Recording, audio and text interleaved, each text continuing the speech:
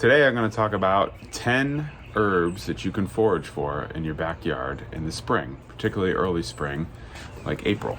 All right, so I literally just picked all these herbs in my backyard in about 10 minutes. So this is a really common herb that grows, field garlic.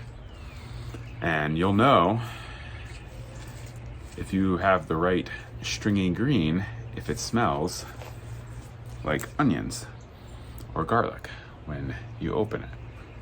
And this is in the same family, is in the allium family, okay? Allium vineale is the Latin for this. And it looks kind of like chives, but on the bottom are little garlic bulbs. I didn't go to my little special spot, which is in the woods, which is much easier to pull out the bulbs. In the yard, it's a lot harder when it's embedded in the grass. So, but just imagine a tiny little garlic bulb at the bottom of this, and that is field garlic. And you can use it like you would chives, or the bulb, you can use it like garlic. It's incredible. I love using this in a lot of dishes in the spring. And you can just eat it fresh too. Most of these you can actually eat fresh. Best way to have them. Okay, the next one here is just starting to grow, but I wanted to share what it is. This is plantain. Okay, so this is broadleaf plantain. All right, and you'll see, you can kind of see it has ribs in it, and there's a mid stem coming straight up. Okay, and this is going to grow in like quadrants. And this is an incredible early spring green, but also it's an amazing like healing medicinal salve type herb. Okay, so you can use it for stings, bee stings, insect stings, stings from stinging nettle, which is the one herb that I didn't grab, but not everybody has that in the yard. So I was trying to think of things that were most common in people's yards. Okay, but it's great to add to salads when it's early like this. This is one that'll shoot up a tiny little stalk of flowers later in the summer that you can use kind of like psyllium husk, okay? But yeah, loaded with fiber.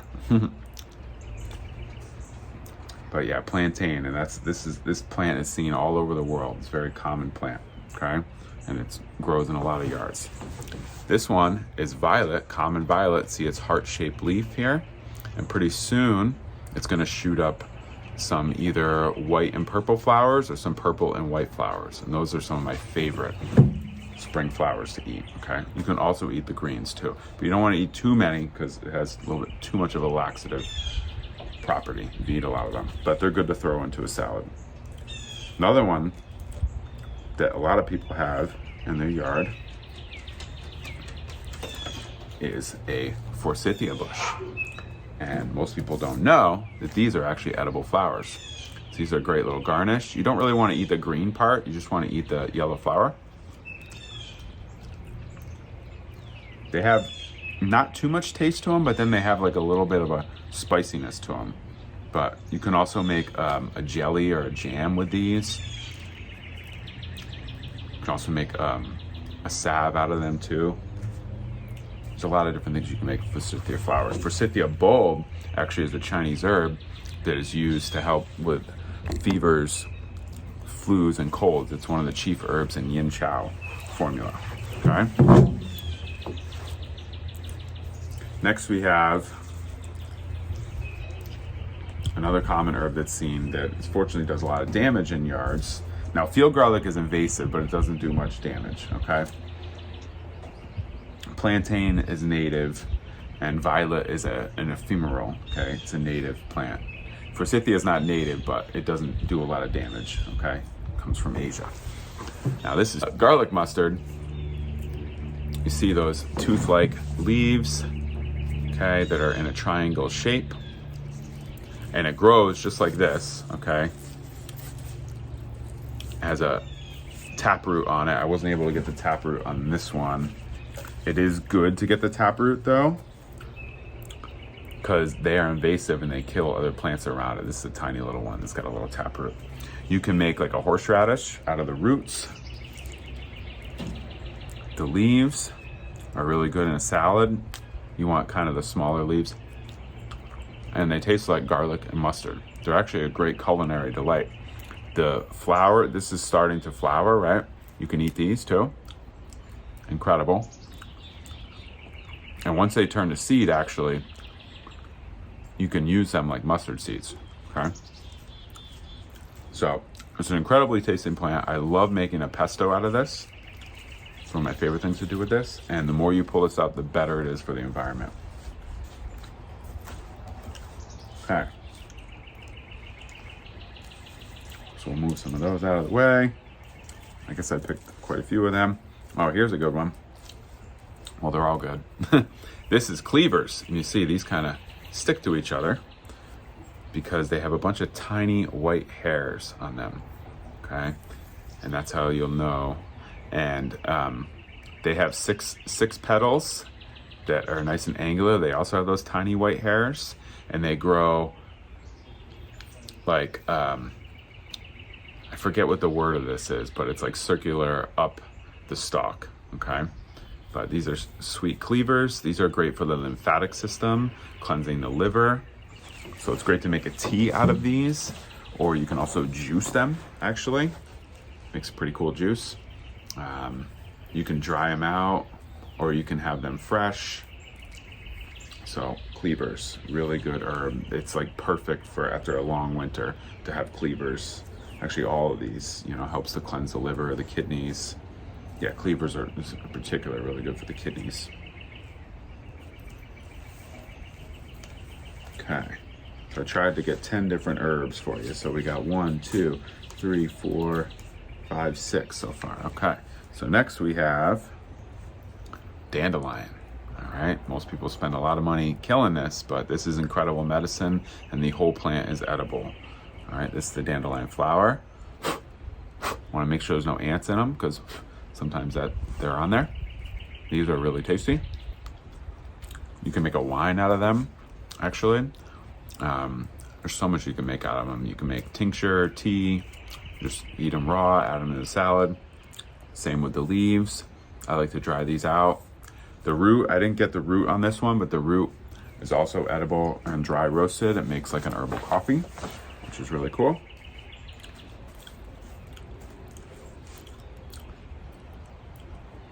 All right, what do we have here? Oh, okay. These are two different herbs that actually look similar and grow next to each other. Yeah, okay. So this is bittercress that has actually gone to seed, okay? Like it is starting to flower. So bittercress is in the brassica family, and that's actually one of the first greens to come up. And it tastes kind of like arugula a little bit. It's very like peppery, spicy. Once it goes to flower, it shoots up this stalk like this, okay? So if this part is not as edible, you could get a couple of the little, the leaves. Those are probably the best, I would say. It's better to get this when it's leafing, but let me tell you, this is invasive, and if you let these all go to seed, they will take over your whole yard. So it's good to eat this one too. And it's like literally usually the first green that comes up, that and the garlic mustard, but even the bittercress comes before that. And then this one that looks similar, okay, is chickweed. All right, but chickweed grows, the leaves grow differently, more like the cleavers, like alternating up the stem, okay, not in a circular form, but alternate. There's 2 leaves coming up each stem, and then it reaches 4, so it goes alternate as it comes up and comes into flowers that there's usually 4 kind of 2-petaled flowers on it. So it looks like 8, but it's actually 4 flowers, okay? Now chickweed, incredibly tasty to add into salads, super medicinal. I mean, all of these are loaded with like vitamin C, vitamin A, B vitamins. You can have iron and so many different stuff. It's incredible how medicinal a lot of these are. Can even be sources of protein.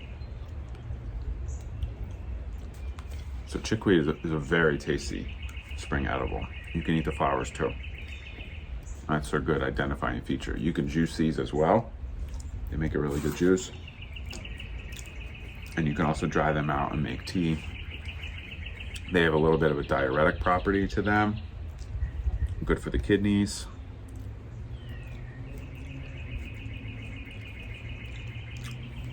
All right, and then that's more bittercress.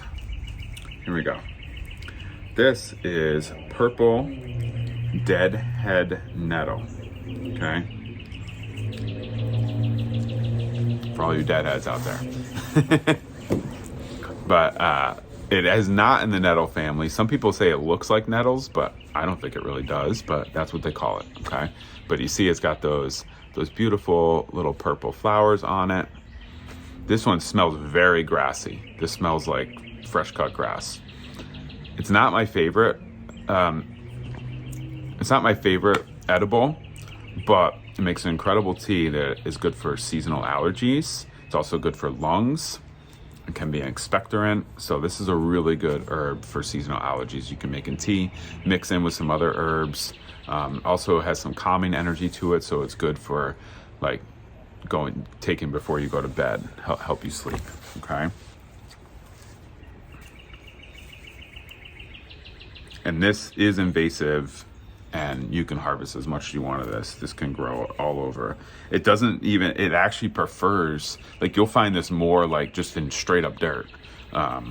You won't even find that as common in the full on grass. So it prefers disturbed soil because it is an invasive, and it is ground ivy. I'm like surprised I'm not seeing it in here. Huh. But yeah, ground ivy actually looks similar to the deadhead nettle, like as far as it's got purple flowers. But if you see, the deadhead nettle is angular, like almost looks like how the garlic mustard leaves are, toothed, and it looks like a triangle. And then the ground ivy is rounded and toothed, and it almost has like looks like a polish to it, okay? It's like smooth.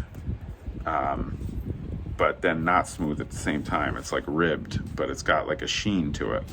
And ground ivy is in the mint family. It's an incredible herb for lungs, also as an expectorant. I can't believe, I know I put some in here, but I don't know what happened. Oh, there it is. I got it. All right. It's just starting to grow, but you see the purple little flowers. It's a little bit more rounded. It's going to grow out more and be a little bit more rounded in tooth, but even the teeth are more rounded, okay? So it is in the Lamicae family, and it is an invasive. This will take over your whole yard. So it's, some people don't mind that, but yeah.